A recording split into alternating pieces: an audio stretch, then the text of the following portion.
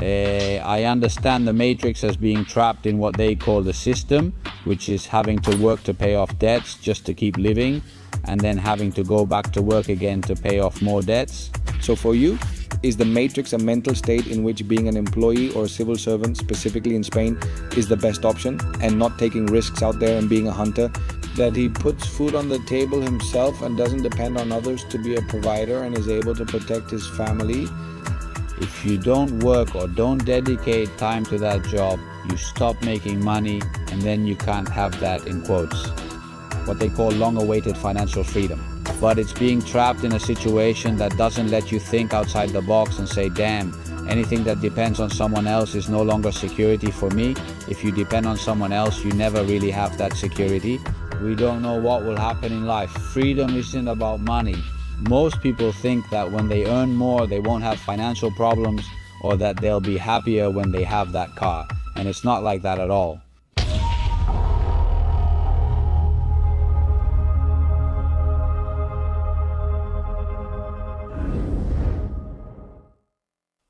Hello, ladies and gentlemen, and welcome to another episode of LA Factoria.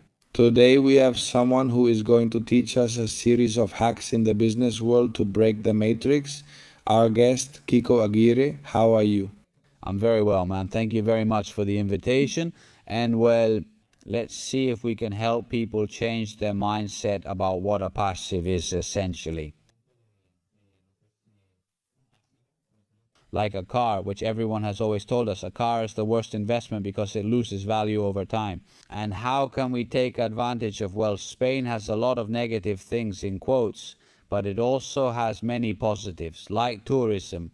There are 92 million tourists every year in Spain. And in the end, well, hey, if we have something we can monetize, like a vehicle, which we'll see how and in what way, do it in the safest and most profitable way possible, to put a vehicle up for rent and have it generate passive income for us. And have that bit of, well, you know, that rush of, damn, I'm not just depending on a paycheck, but I can generate On my own before getting into the liabilities of cars and all that. I want to ask you a very important question for you. What is the biggest economic matrix in Spain? Let's see. The matrix as such, for me, well, I understand the matrix as being trapped in what they call the system. No, which is having to work to pay debts, to be able to keep living, to have to go back to work again to pay debts. And in the end, it's the point where if you don't work, or, well, if you don't spend time on that job, you stop making money. And, well, you can't have that so-called, you know, what they call the longed for financial freedom. But it's being trapped in, well, not a place, but a situation that doesn't let you, well, think outside the box and say, damn, everything depends on someone else. It's no longer security for me, when in the end what is sold as security really isn't that secure, and this happens to me. I, for example, have people, acquaintances, who have always bought into that narrative of, for example, no, study a degree, get a somewhat stable job that's recognized at the family level. Like, for example, the case of an acquaintance I have who is an executive. Well, he was an executive at Deloitte. I don't know if you know Deloitte. It's a very powerful company. And, well, it seemed like he had achieved everything in his life. No, I'm an executive at Deloitte. I earn a great salary, a lot, but at least, damn, money isn't a problem in my daily life, but life can change a lot. So in the end, this particular person, this is an extreme case, but it can happen, this particular person, well, his wife leaves him for his best friend and so on, and this person starts drinking alcohol. Well, then depression and so on, and what happened was, you know, being late to work, not going, etc. He had absolute job security as an executive at Deloitte, but they fired him and he ended up on the street. So, in the end, when me, that's how I see it. If in the end you depend on someone else, you never really have that security, because we just don't know what's going to happen to us in life. I'm telling you, your wife could leave you. It could be any serious issue, family related or something like that, that could bring you down and you don't know how you're going to react. So it's also important to have that, to really take care of your self-esteem, to stay alert to whatever might happen in life. and above all, to try little by little in a way to have not exactly a plan B, but another source of security. That doesn't just depend on your paycheck, because in the end, for me, that doesn't provide any kind of security. Leaving everything to that paycheck you get on the 1st or the 5th of every month. I understand perfectly. What you're telling me is that for you, the matrix is a state of mind in which being an employee or a civil servant, specifically in Spain, is the best option. And not taking risks out there and being a hunter. Someone who puts food on the table himself and doesn't depend on others to be a provider. And who can protect his family and provide them with every comfort. Yeah, I mean, that's very clear, obviously, but it's also really romanticized, isn't it? Financial freedom, being your own boss, all that, but we all know that's not easy at all. And I wouldn't tell people, hey, quit your job, don't go to college, stop messing around. No, but rather at the same time, because I actually come from the sales sector, I've never had a paycheck.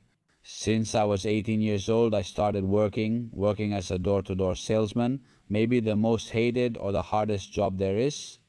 The second one, the phone, is more hated 100%. Well, we can argue about that, huh? Because I think the ones about the phone are totally proven nowadays, huh? Yeah, but you, for example, with the phone, because I have friends who work at a call center, not from 9 to 5 all day burning up the phone with people, but at least there you don't get cold, you don't get hot, you know you'll get your paycheck every month. But me, of course, I used to go to work with an Iberdrola folder, knocking on doors. I've been there. Huh? Yeah. I've been a salesperson too. That's crazy. And of course, you don't have a salary. If you sell, you earn. If not, then nothing, you know? So it's tough, especially mentally. Not just because of the job itself, which is also hard, the door slammed in your face and all that, but because of your environment. Hey, Kiko, get a real job, take a civil service exam, and stop messing around. This isn't serious. So there I also learned a lot about what meritocracy is, or that no one is going to come and give you anything for free. So in that kind of job, you also learn a lot about life, right? I mean, in the same job, with the same cards, with the same resources, with the same product, in the same areas, there are people who don't make money, they're unmotivated and say, damn, if I don't have a minimum, this doesn't work. And other people who would close 6 or 7 contracts every day and were making 6,000 euros a month. So, of course, with the same product, same area, same everything, in the end, there are no excuses. It's about what you know how to do with your cards, just like you, not just you, but me. And everyone back here, we all have our own security. He's stubborn, don't reveal his disguise, okay? Right, he's like Batman. Stubborn here? The stubborn one. We all have the same 24 hours, the same opportunities, the same, in quotes, but the same access to information. Thanks to social media, almost everything is free today. And what makes the difference? Well, let's say the way I see it, between a calmer or more comfortable life is simply what you do with your time and your money. Why? Because it's not a matter of money for people. People think that when they earn more, they won't have financial problems. They'll be happier when they have this car. And it's not like that at all. Because when I used to work in sales, there were people who earned 6,000 euros a month and still couldn't make ends meet. Why? Well, we're not going to talk about where they spent their money, but you can imagine, right? In the end, the more I have, since I know I'm going to get paid again next month, I don't mind spending it all. On the other hand, like I was saying, I don't know. I'm not in favor of dropping out of college, not working or starting a business, but if it's a job or an income that's, let's say, recurring and stable, damn, don't leave spending all your money and start building a bridge little by little towards, well, not financial freedom, because I think that concept is overused, but towards, I don't know, something different that you want to have, because if not, it's always the same mistake. People, no matter how much more you earn, you're going to, in the end, you're going to spend everything you make. And in the end, you'll see that you're the one who's a slave. Yeah, how did you escape from that matrix? Because from what you tell me, you were already working in sales at 16. So you were never, and it was never in your plans to be a civil servant or have a steady job as an employee. That's it. Yes, it was in my plans. In fact, my father is in the military. He's an army colonel, and ever since I was very young. Of course, I didn't want to be a businessman. I wanted to be a millionaire. The usual, when you're 9 or 10 years old, and then, well, as you become a teenager, Do you start to realize, or do people tell you that reality is very different? And I wanted to be in the military too, like my father at that time. And I said, well, when I finish high school, I'll join the army. I tried, I didn't get in. I passed all the physical tests and everything, but the entrance score was really high. I didn't get in. And I said, well, I'll sign up for a degree. So I started engineering in telecommunications technology, but I only lasted a month and I didn't really go to class much either, because it's very different from high school. And because right at that moment, I also got the opportunity to work in sales. So of course I went into sales. In the first year, I was already earning about 4,000 or 5,000 euros a month. I'm talking about 2014. I mean, more than 10 years ago. That was a lot of money, especially for a 19-year-old guy like I was back then. So at that moment, I said, damn, okay, it's not what they've been telling me all my life. That a steady, stable job, 5 years just to finally start earning. 1,000, I don't know how much it was back then, maybe 1,100, and then over time, after many years of hard work, and maybe you get to 2,000 after kissing a lot of ass, pardon the expression, you get to 2,000, 2,500, and then you're the top dog. So I wasn't any smarter than anyone else. I didn't have a degree, and I was already making 4,000 and 5,000 euros a month. I said, damn, is there something they haven't told us or that I didn't know? So with that, I realized that was my path. I mean, it gave me a lot of confidence in knowing that everything depended on me. Yeah, just like for many others, it was discouraging. Hey, if I don't sell, I don't earn anything. For me, it was the opposite. Hey, if I sell a lot, they're going to pay me for everything I sell. So damn, since I had nothing else to do, an 18-year-old guy, he goes to college and then hangs out at the park, or at least that's what I saw around me at the park. With the big bottles of beer, you all know what I mean, with the big bottles of beer, just hanging out. So I said, since I have nothing else to do, I'm going to work my ass off, excuse my language, and that's it. Let's see how far I can get. Then life, it gives you, or at least for me, it was giving me a different set of, or maybe other things were motivating me. I'm the oldest of 6 siblings, and for me, what motivated me was, I don't know, having a family, having kids and all that.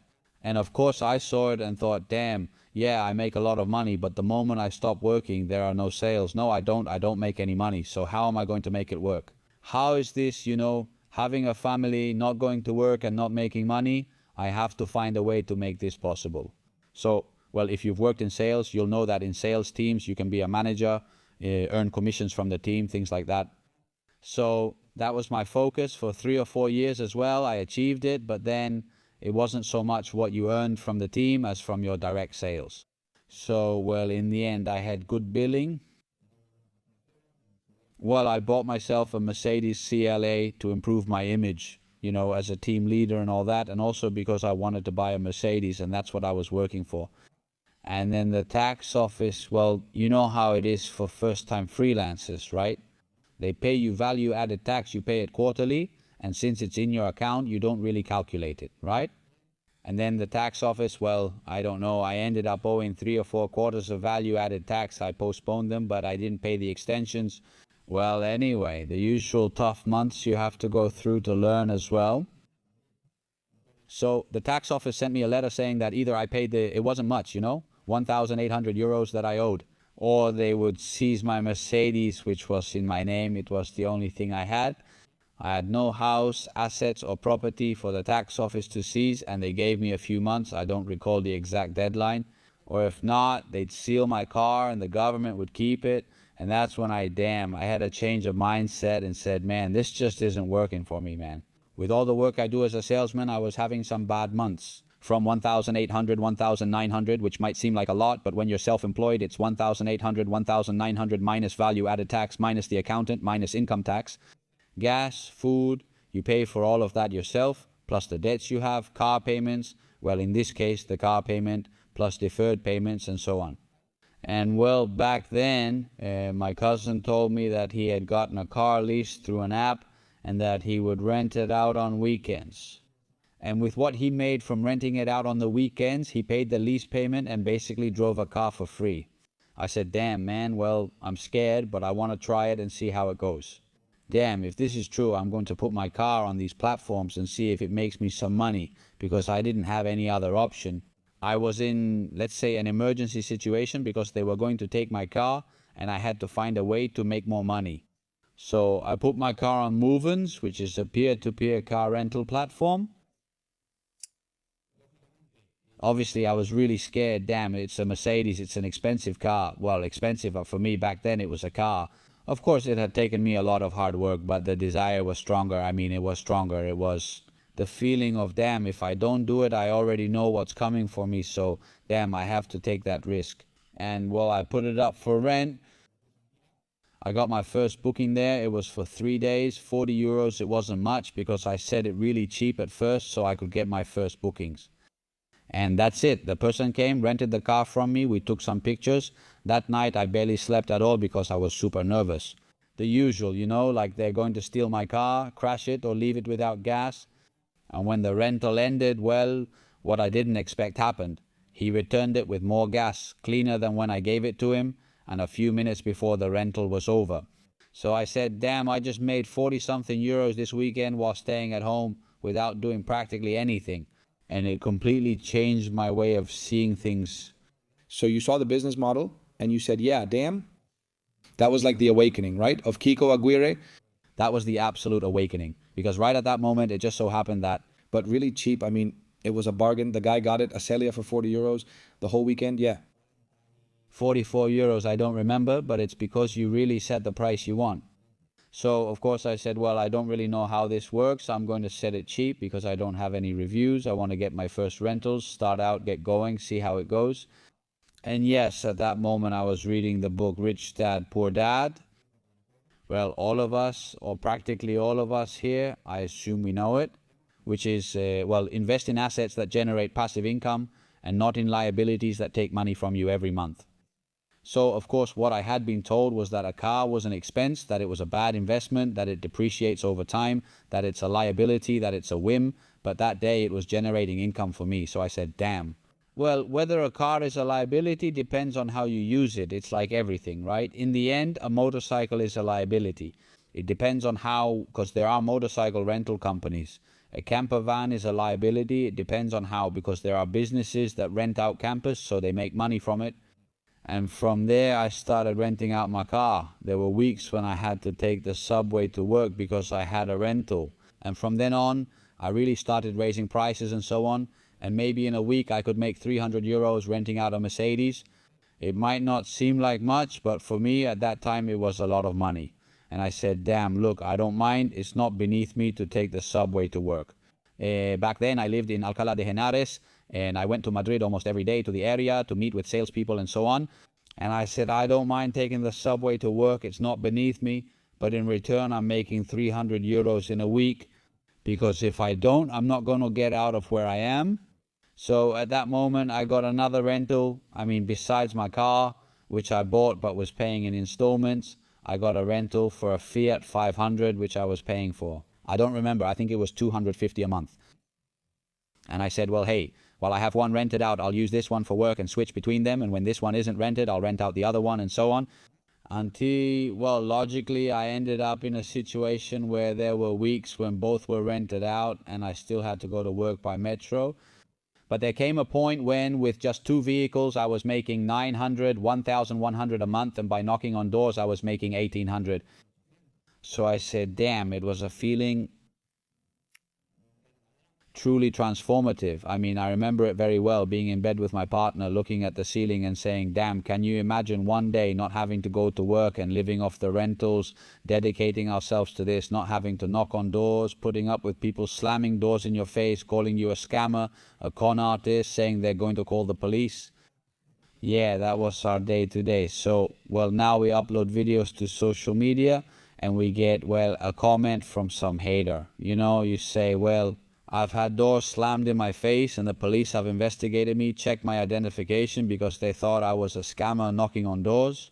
So, well, a hate comment, well, honestly, I would have dreamed of just having that instead. But, well, that's how it all started until my partner also put her car up for rent. That really took a lot of work to convince her and everything, but in the end, she got encouraged. In the end, it's just regular people wanting to rent a car from you for less than a rental company. Then we got another car on lease. Then we financed another car. Then we got another little car, very small, very cheap, for 2,500 euros, which gave us 200 a month. and you think, damn, that's crap. But 200 a month for a 2,500 euro car is almost 100% annual return, and that's crazy. And well, that's how we started to build, let's say, our car sharing business, our car rental business. And that's how we started. And little by little, well, I started leaving my sales job because what the cars were generating for me also required some of my time. And that's it. It was also at the same time that we became parents. We had my daughter Daniela, who was 2.5 years old. That's huge, man. That's it. A young father. That's good. In the end, it was a strong pain point. Not just the debt with the tax office and all that, but being able to have a family and not having to be working every day and not being able to see them. And well, that's kind of how I started, man. Okay, so you realize there's a business in car rentals between individuals? And how do you scale it? Your daughter is born, how do you scale it? How far did your business go and how far has it come today? And how many cars do you have running? How much do you make? I mean, I find it very interesting because it's true that cars are the typical thing. People tell you not to buy a car or not to buy a fancy car. From the moment you buy it, all it does is lose value. This is the first time I've heard of a car's value as an asset that generates income for you. Of course, here, obviously, over all these years, especially if there are people watching this podcast who have seen my first podcasts, the message has changed a lot. Right? Because when I started, of course, my view was, damn, I'm making money with a Mercedes CLA that cost me, I don't know if it was 24,000 and something at that time. And there were months when I was making 1,200 euros from it. So it was like, damn, okay, the business is in this type of car, in cars that are a bit higher end because there's more demand, there's less supply. And at first I focused my investment on cars, on that type of vehicle, okay? I had a Mercedes CLA, an Audi A3 convertible, a BMW X2, and then I had, well, a Fiat 500, a Seat Ibiza, a Tata Vista. More basic cars, okay? But tying it in with what you asked, well, I find myself at the moment of being on paternity leave at home with my girl. And, well, that month, I don't remember exactly when, but we made close to 6,000 euros, 5,900 and something with 6 vehicles. I'll also tell you that summer is amazing, okay? I mean, summer in Spain, August and July, it's a rain of money. Demand is high, so you can raise prices and still rent everything. I found myself in that situation getting involved. Well, almost 6,000 euros with the fleet plus a few thousand more. Well, it wasn't quite 1,990 that you get paid for paternity leave, which is something we can talk about later if you want. That they paid to my girl and me, plus 500 euros for young mother assistance. Damn, we were making almost 9,000 euros in a month. And I was at home taking care of my newborn daughter, who was a month and a half old. Babies that small don't really take up that much time either. They just spend all day eating and sleeping. And I went from having no free time at all to watching, I don't know, all the Netflix series, playing all the PlayStation games and saying, damn, I'm bored, man. I've gone from working out on the street for so many hours to having too much free time. Because if you had a rental in the summer, for example, for 15 days, then for 15 days you didn't have to do anything. Then, when they return it to you, well, yes, you clean it and all that, but with long rentals, you don't have anything to do. And from there, I started uploading videos. The hype of the moment also hit me, you know, going to the gym at 5, waking up really early in the morning, reading I don't know how many motivational books. I also watched all the podcasts out there about personal development, about having a plan, world-class business, everything. And with that motivation, I started uploading videos of what I was doing, my day-to-day life, like going to the gym or showing what this car can do. And of course, everyone was asking me about the cars. Hey, do you do consulting? Do you offer any training? Do you have any courses? I didn't have any of that. I would say no, well, you know, and from there, logically, when you start uploading niche content about money, business, and so on, well, right away, people start reaching out to you like, hey, I'll manage your social media. Hey, I'll help you sell on social media. Hey, you know. And because of that, I did my first launch and we released the training. And now there are more than 640 people in the community. I mean, I'm really proud of everything we've built over these years. And well, at the point where we are now, we have 41 vehicles, most of which are managed, meaning we also manage vehicles for investors. Like, hey, Kiko, I have a car sitting here, or I want to invest, but I don't want to manage anything. Okay, so they bring me the vehicle, and I take 30% to know where to park it, how to respond to customers, how to position an ad, what prices to set, manage everything related to installing the keyless system, taking it to the shop, cleaning it, etc.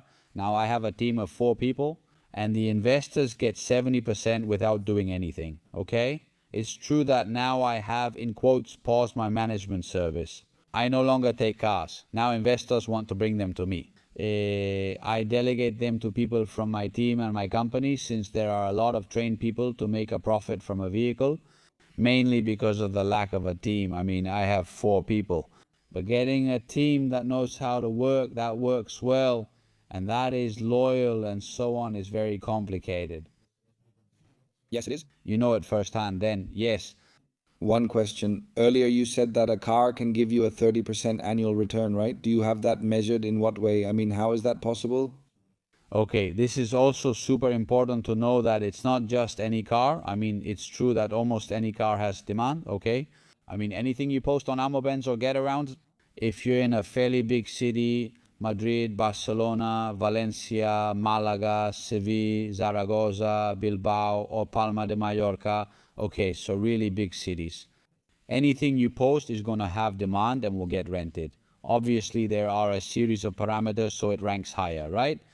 But here, demand is not the same as profitability. Okay, so based on what I was telling you before, that when I started in this car sharing sector, or whatever people want to call it, I focused on high-end cars. Then I started investing in cheaper cars and realized that the profitability was there. Why? Because a car, let's say, I'll give you the example of a Fiat 500. Okay, I'm sure it's the model that almost everyone has in mind. I think a Fiat 500 can be a good option because it doesn't use much fuel, it's easy to park, and it's cheap. Eco sticker too, and besides, almost all rental cars are full of Fiat 500s. But isn't it the same as a 2021 Fiat 500? With a little screen, eco sticker, and even so, second-hand with 20,000 kilometers, is it really worth 1,000 more than a 2015 Fiat 500 with 140,000 kilometers regular sticker and no screen? The same car could cost you 5,500. So, in terms of market price, the customer who rents the car doesn't care if it has 20,000 kilometers or 130,000. They just want it for 2 or 3 days. But the one you buy for 12,000 while you're renting it out and making a profit, it's also losing value. But on the other hand, the business is in buying the car already depreciated. And what is an already depreciated car? Well, it's a car that's 10 years old, 9 years old, that in the used car market isn't going to lose much more value. Okay, I'll give you the example of, we always use this in my community, a Forca. Okay, a Forca from 2015. You can look it up on Wallapop, on Mil Anuncios, on Coches.net. A Forca from 2015 might be costing 5,000, 5,500, and a Forca from 2009, I mean, it's the same car. It could cost you 4,500. That is, a car with a 6-year difference reaches a point where it just doesn't go down in value anymore. All right, so based on this, let's calculate the profitability. A car like this for 5,000 euros, there's kind of a minimum in the market. I mean, less than 25 euros. There are no cars for rent, okay? So if you put a 5,000 euro car up for rent, even if it's rented just a little bit, 10, 12 days, okay? 10, 12 days. We're talking about a very basic car for 5,000 euros. And I'm sure there are the usual haters here saying, but who's going to rent a second-hand car? I'm telling you, a lot of people, we'll talk about why later. But a 5,000 euro car can easily give you 300 euros a month, which is 3,600 euros a year. Okay, and that's doing it relatively normally, not being a pro or the best, just average. So 300 euros on average. So that's it. An investment of 5,000 euros that generates 3,600 in a year, that's much more than 30%. But you have to subtract the insurance, which is around 300 or 350 a year, more or less, plus yearly maintenance, that too. Logically, it depends on whether you have agreements with workshops or if you know people who can do it cheaper for you. For us, an oil and filter change, including labor and value-added tax, costs 79 euros. So, of course, it also depends a bit on how you handle that. Yes, of course. One maintenance per year, road tax, a vehicle inspection, and what's more expensive, in quotes, is the keyless device that needs to be installed so that deliveries can be automatic. That means you don't have to be there, of course. That's the eighth wonder of the world. It's a device that's installed in the car. See? When there's a reservation, the customer goes to where the car is and opens it from the app. The key goes in the glove compartment, is brought to the car, and that's it. Same process when picked up. They leave the key in the glove box, lock the car, take photos, and that's it. How do you know from home that you have a reservation, your car was taken and returned, and you made money? Simply by... It's a process, not just installing, using, making an ad, and posting it. What's the installation cost? You haven't said. Installation is free, but they charge a commission. Every time something is sold, they charge a monthly fee for the device. This one, okay, it ranges from 19 to 39 depending on the year, the car, and so on. Okay. And these platforms take 22% or 25% of each rental. Okay, I mean, they have a high commission. Okay, but without these platforms, it's very difficult to do it because they provide the insurance, they provide the clients, they give you a device, and of course, they also provide the client. I mean, it's like Airbnb, okay? It's the same. Airbnb was born from the crazy idea of two nutcases, right?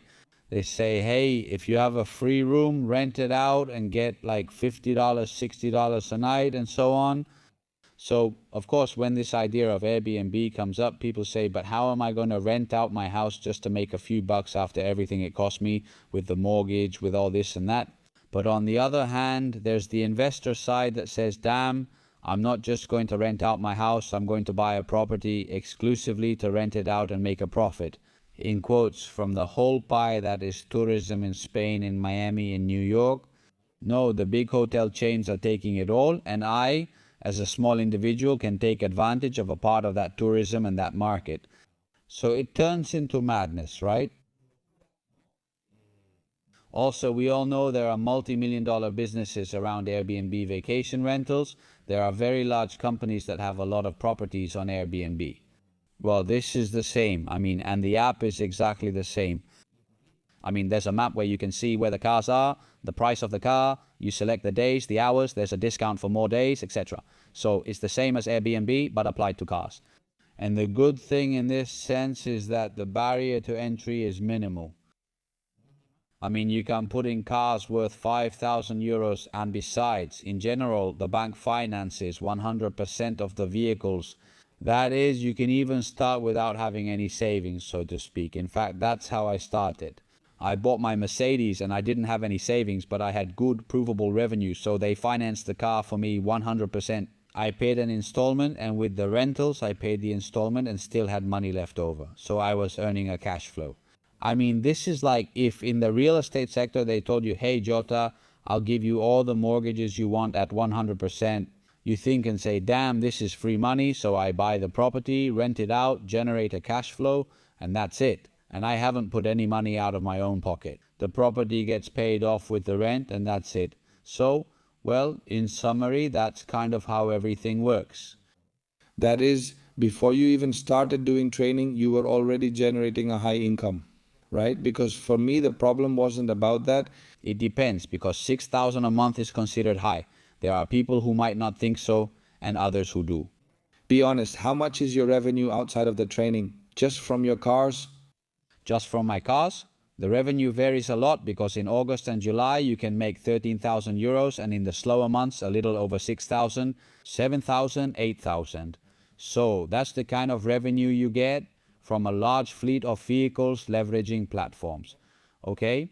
But of course, we're talking about the fact that it's not easy to make, I don't know, 5,000, 6,000, 10,000 with any business. It doesn't matter, right? It's not. It's good to say it.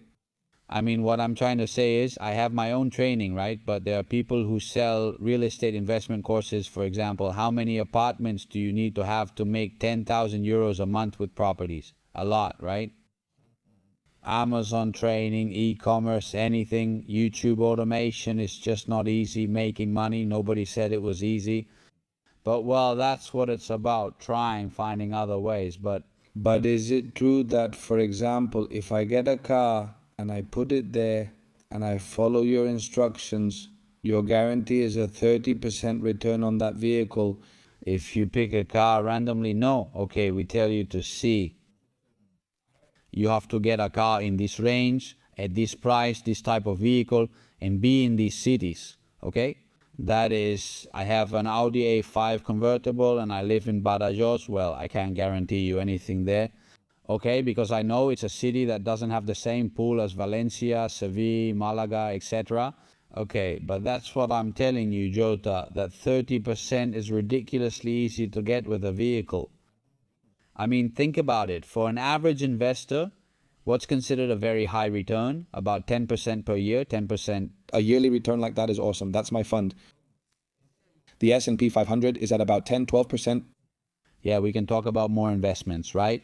I have a bit in funds in the S&P 500 specifically because I don't want to drive myself crazy with, S&P 500 stocks. It offers a 12% yearly return, and in 8 years you make a lot while people are happy. Of course, or real estate, right? I also have an apartment for rent, which was an amazing deal. Well, a contact I have gave me the opportunity. Now, if you want, we can talk numbers, but just think, a 5,000 euro car, okay, that's an investment. It's a very small investment. There are more profitable vehicles, okay, like cargo vans, 7-seater vehicles, large moving vans. Those are, well, it's crazy, but a 5,000 euro vehicle, first of all, you have to start from the fact that 5,000 euros in the bank, you already know what it's going to give you, 0, or in the best case, it gives you, well, inflation.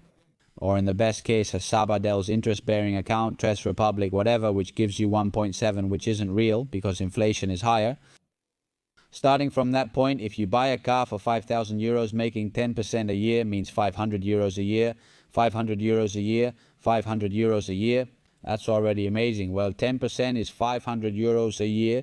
Divided over 12 months, that's, I don't know if it's 45 per month. Making 45 euros a month from a 5,000 euro vehicle means you don't really want to rent it out. I mean, renting it for 3 days, yeah? And to your cousin, who asks you for it from time to time. Of course. So if 10% is 40-something euros, then 30% is 150 euros and 150 euros. For a highly depreciated vehicle like that one, it's extremely easy to rent it out because there's an excess demand for vehicle rentals. It's true. At times, it's been really hard for me to rent when I've gone to Menorca. When I've gone to certain places, it's been difficult. No, yeah, that's just crazy. And they've charged me some really high prices because I go to I go to Sixta, yeah. Yeah, to Centauri Europa. Europe car, Of course. The problem with rental cars, and because this is another dilemma, right? Hey, why would they rent to a private individual when they could rent to a rental car company, right? The problem with rental cars, the first thing is the super high deposits. Not all of them have it, but most of them charge you like 800, 900 as a deposit. They've even charged me 1,000? 1,000 euros as a deposit, okay? Or they charge you a fortune. The other day I rented a Series 3 to go to Andorra Nuevo. They charged me 600 euros for 2 days. Ha. I didn't notice that. You really shouldn't. I love the Barcelona-Andorra highway, so I figured since it's a 2.5-hour drive, I might as well enjoy it in a nice car. Of course, I have a good time, but it's true that it's 600 euros, but of course it's fully insured, but damn, seriously, that's crazy. Right? What they charge you there is the expensive insurance, but starting from a high deposit, which, well, you might think no, but yes, you give it to them and then they give it back to you. Yes, but there are people who don't have 900 euros. It's sad, but that's how it is. There are people who don't have 900 euros. So that they block it for 15 days or more. And on top of that, they're going on vacation and all that. This happens, okay? The high deposits. And then it's also happened to me that you reserve a car. It happened to me with a Class A, which I wanted to try before buying my Mercedes, the CLA. So I rented a Class A to go to work because I had a 2007 BMW that was always in the shop with the brakes, the silent blocks. And, well, among my sales colleagues, we used to travel to Asturias, to Malaga, to sell there, to sign contracts. And we said, come on, let's all rent a Class A together and we'll go on a trip to chill. Right. Here's how I try it out. If I like it, I'll buy the Class A since I was choosing between the Class A, CLA or Class C. So do you pay the rental cost for the Class A? They were better. I'm talking about 2019. I don't know if they charged me 600 euros for a week, which might seem cheap now, but back then it was expensive. And then I arrive. It's not the Class A. No, not the Class A. Although it's likely more now, we're talking. But a Class A isn't a new Series 3 either, you know? But the thing is, I arrive and they tell me, no, it's just that here in the fine print, you sign that what you're renting is the type of vehicle category. And the Class A, well, we don't have it available. You have to take this Audi Q2. And of course, I end up looking like an idiot saying, no, no, no, excuse me, I paid extra. Just because I wanted to try this car, this model, the Class A, when it showed up on the screen, you know, all together on the dashboard, and then they tell you to forget it, that no, you're just reserving the category. I mean, if they don't have that car, they give you another one. So what happens, let's say, with peer-to-peer rentals? This doesn't happen because you see the car. What happened? That does happen? Yes, that happens. But look, I'll also tell you, if what you're looking for is a 4K because your own car is in the shop and you just need a car to go to and from work, you don't really care, okay? But it's still an extra incentive. And then above all, since the vehicles have this keyless device, they're located in regular neighborhoods in Madrid, Barcelona, Valencia. Whereas a person, for example, I have all my vehicles in Vallecas, okay? A working class, humble labor area with people who sometimes need to rent vehicles, right? For someone needing a car, it's easier to have one right below their house that unlocks without keys than to deal with all the hassle of renting, right? Half an hour by Uber or public transport to the airport, wait in line, pay a deposit, rent a car that I don't even know if it's going to be the one I requested, and then back to my house. So also for the customer who rents, it's also more convenient, right? And logically, it's cheaper. In the end, these platforms don't charge you a deposit. They charge you, I don't know if it's 20 euros as a deposit, just to recognize your card. And that's it. So there are a lot of points that make this seem like something new. It seems like, damn, but how come this wasn't known before? But it's not new in the United States. I don't know if you know Turo. It's a similar platform, Turo, for cars from private owners who put them up for rent. And this has been around in the United States for 15 years. So in Spain, well, it's been around for, I don't know, a little over 4 years. But, well, more and more people are choosing not to buy a car and instead rent one when they need it, and that's it. This creates an opportunity for car investors like us to generate income. There's a problem with the training courses, not with the training courses themselves, but there's a problem in general. In the world of info products, as I say, a training course works or let's say is credible or not credible depending on whether the person giving it has had results before or not. Running the kind of business they're pushing as a solution is the real issue. What are your thoughts on all the selling you everything happening on social media? Networks of make your first million. And of course, that person teaches you, they made their first million by selling courses on how to make your first million. And it's like, damn, listen to me here. This is complicated, man. What do you think about this? No, I love talking about this, really. I mean, we could focus the whole podcast on this, but the first thing we have to start with is that if there are scammers, it's also because there are people who buy into scams. Hey man, €1,000 course and making your first million, man, wake up. I mean, that doesn't exist. If I could truly teach you to earn your first guaranteed million, I'd charge you $1 million just to begin. Literally, because you'll make the second one next. Of course. So is it a bit of a scam or is it a bit realistic? I mean, I don't know. Do a little research on what they're telling you. Then the part you're talking about is fundamental and very important because, of course, if you're not there, well, if you don't work in something like that, even if you used to work in it in the past, the market changes a lot. Okay, for example, the platforms we use, Amovens, Get Around, now we're also starting to use Oscar Rentals, which is a platform for professionals and so on. This constantly changes the market, conditions change, rates change, discounts change, types of cars change. For example, when I started, the keyless device could be installed in all cars. Now for Mercedes, Audi, BMW, it can't be installed anymore. For example, what you're saying is extremely valuable because there are a lot of people who took a course 3 years ago with what worked back then. I know anything Amazon and Comistal, and now you look at it and say, but this has nothing to do with how Amazon is now or how Shopify is now or how anything is now, right? So the important thing about what you're saying is logically the person who's selling you a course and telling you that you're going to make money with it or that you're going to acquire any kind of change, transformation, whatever it is, logically, that they're in the thick of it and that they're up to date. And above all, the most real problem, the problem with courses, trainings, mentorships, and so on, is the promise that's made to people. That is, If you promise to make someone rich overnight, well, just that alone already gives a sense that it's fake. I mean, it's not possible. But if for example, what I promise, Not your promise, psychic. what I promise. Look, if you get a type of vehicle that we are going to recommend to you, you will get at least a 30% profit from it. I'm not telling you 10,000 a month or 1,000 a month or 8,000 a month or being financially free. No, I'm just talking to you about profitability. That's it. From there, you scale it to whatever you want. Hey, maybe 10 cars, 20, 50. You start with cars and then you buy apartments, whatever you want.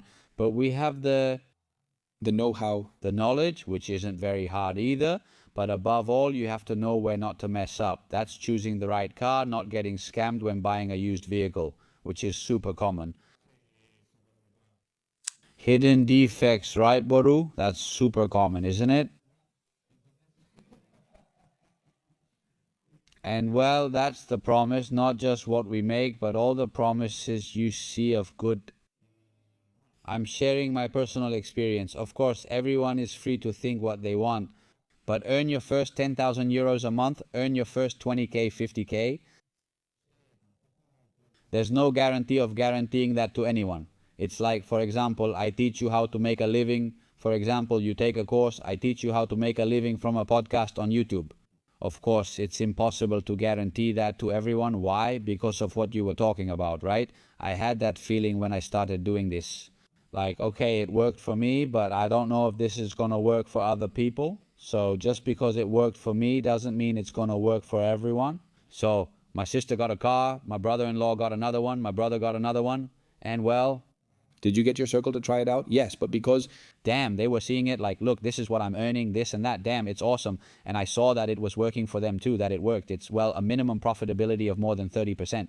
Okay, so I said, okay, how can this be applied and replicated for all kinds of people who want to buy a car or who already have one or who want to start generating their first income? Well, we made a system, a step-by-step process, and that's it.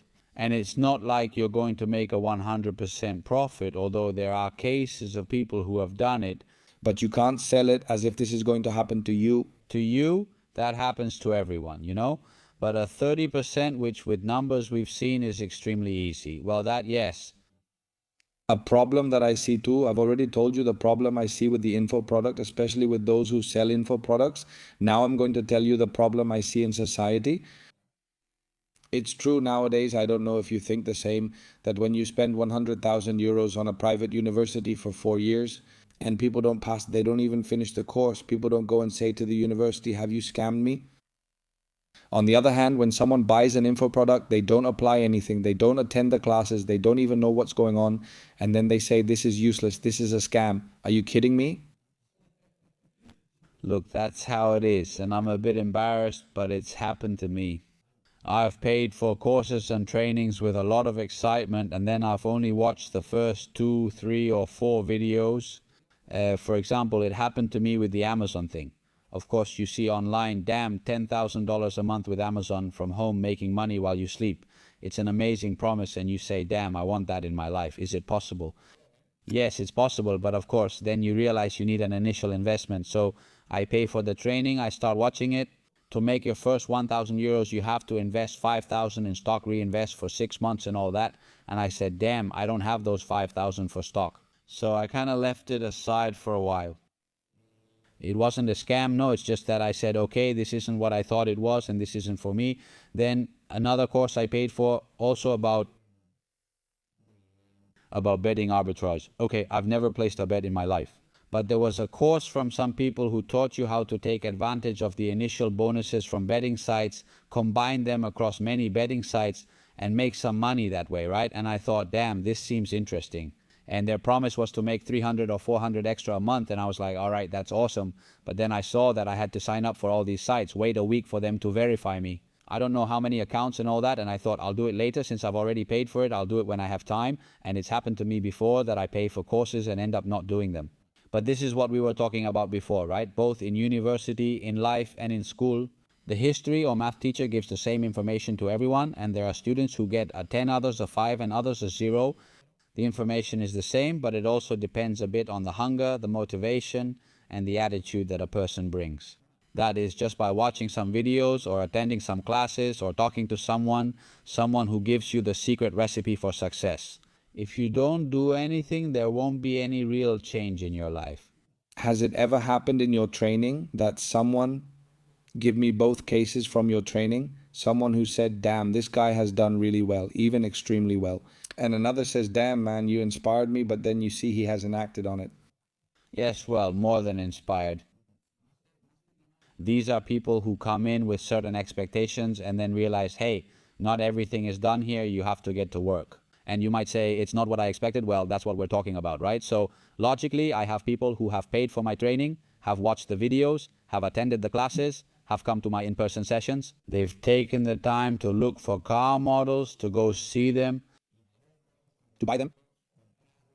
buying them, negotiating, transferring ownership and insurance is tedious at first, just like buying property. There's a lot of bureaucracy and paperwork to handle. Of course, and until the property is up and running, it could take about 3 months for mortgage approval and paperwork, longer if renovations are needed, the usual. And I have students who have done everything perfectly, and now they have 12, 15, 20 cars that generate, well, a lot of money, and others, well, they pay. They haven't even bought a car yet, no. And there are people who don't even look at the training, don't attend the classes, because this also happens on social media. I've noticed it, man, that there are a lot of people who are addicted to buying courses and training. And it's like the shiny object syndrome, you know, like, damn, today it's YouTube automation. Wow, this is awesome. And I've seen people who have 4 courses at the same time. And on top of that, they're paying for 2 of them in installments. So it's like, of course, it's not an information problem. It's a problem of, dude, focus on something, man. Concentrate on something. Give it your all, 100%. Don't give up. And hey, if you don't like it, then move on to something else. But doing 80 things at once, well, I imagine it happened to you when you started the podcast and all that. If you have 80 businesses at the same time, none of them work out. If you focus on one thing, it works out well for you and you gain extra capital. Well, then I start seeing where to put it. So it's very important at the beginning to have focus and to have that drive, yes. Yeah, man, it's really important to have a Focus on getting out of your situation. I'm not telling anyone they're going to have a better life, but damn, at least a different one. Well, hey, not just depending on a paycheck at the end of the month, because in the end, it's not a guarantee of anything, nor is it any kind of security. And what you're saying, well, on social media, it's just that it's not just on social media, there's always been everything. When it wasn't social media, it was television. like the Renaissance era salesman who traveled villages selling hair growth products, claiming they'd regrow hair, and attracted all the bald men to try his powders. Of course, man. So about the training courses, Nah, that's what I'm saying. I know a lot of people, man, who give amazing training courses and they get results, man. I know that what you're telling me here is true because obviously I've checked you out and man, it makes me really sad. How does society in general? They don't see it as a scam to pay a ton of money to private universities for a degree in gender studies, but they do see it as a scam that someone teaches you a skill they've already applied themselves that helps you make money as long as you do what you're told. And damn, you listen to the instructor of that training. It's like if the math teacher says 2 plus 2 is 4, and then on the test you write 2 plus 2 is 1, of course, you're going to fail. So yes, truly, I want to tell my community that not everything on the internet is just hype, and not everything on the internet is brilliant and much less profitable. You have to know how to filter where you get involved. But I really advocate for people to educate themselves outside of the system. The training sessions have included RAX members Adrian Gled and several others offering digital services. But also, man, you see their results and you realize, okay, they're strong people. They're people who have applied everything they're selling themselves first with huge success. That's where the benchmark is, and that's where the line is drawn between the snake oil salesman and the legitimate one. of course, and in the end, damn, paying for a course, mentorship, or training is nothing more than buying. In quotes, not experience and mistakes. But the truth is, the information is really free on the internet. So what you're really buying is that support, that little push they give you. You know that if you pay or not, you're going to commit yourself. It's happened to me 1,000 times. Yeah, I mean, and man, I've paid for big mentorships, like mentorships worth 6,000. In January, I paid for one. In August, another one for 3,000. And now in September, one, I've paid 25,000 euros. So do I feel like it's a scam? No, because I know that what they're going to give me is going to multiply what I'm investing by 2, by 3, by 5, or even by 10. Or maybe not, but if it's not, it's most likely because I'm not applying the information that was given to me in that mentorship. But that's what I'm telling you. I'm always the first one who's willing to take risks. No, like, hey, it's absolutely fine. It's just money. I can make that money again next month. And because, well, actually, when I started out as a salesperson, at the same time, I invested in a fiber optic franchise. I don't remember how much it was back then, maybe 3,000 or a little over 3,000, and I made €0. But hey, it's fine. That's how business is. You have to, well, you have to put in the money first and take the risk, and someday something works out for you. But people, of course, want everything guaranteed by contract and no risk.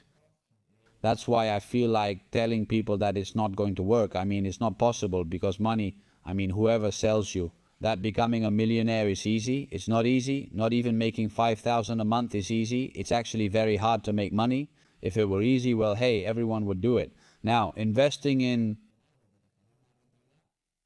how hard is it to put €100 into the S&P 500? I mean, well, maybe you watch a video on how to create the account and that's it, but it's not hard now. Since it's not something that's so rewarding in the short term, because it's an investment, of course, for 20 or 30 years, well, of course, people say, come on, for that I'd rather buy, I don't know, a Nike, right? So it's not that it's difficult, but it does involve, well, that a certain risk, bad thing, because people don't want to, and that's totally respectable. I mean, in the end, everyone does what they want with their time and their money. Absolutely. Kiko, as we end the show, is there a message for the audience? Also, do you like the drink? Yes, very good, very good. You're going to go like that, huh? Like a bull. Sabalima is awesome. Well, let's see. A message I would give to the audience is simply a message of gratitude. As my grandmother says, complaining attracts poverty and gratitude attracts abundance. And in the end, listen, the situation you have now, no matter how bad it seems, I always like to be very, very grateful, and I am a believer. But, well, that doesn't really matter. But yes, it has a lot to do with it, always. Well, it does. That's it, right? In the end, do you think that the situation you have now, a lot of people, I mean, there are people who are in a hospital bed enjoying or living their last days of life. Whatever the situation you have now, would they trade places with you or with you all, without a second thought? So things are things, they might be difficult, but at least, damn, we have the opportunity every day to grow, to change, and to do something different. And that's the message I'd like to give. It's not really about business, but kind of, well, that message of encouragement, of gratitude, and that's it. I think it's an extraordinary message. It's been a pleasure having you here, Kiko. Ladies and gentlemen, thank you very much. You know, we're back with the drink. It's available for anyone who wants it. The link is in the description. And to access my private community, we'll see if Kiko comes or not to do a live session.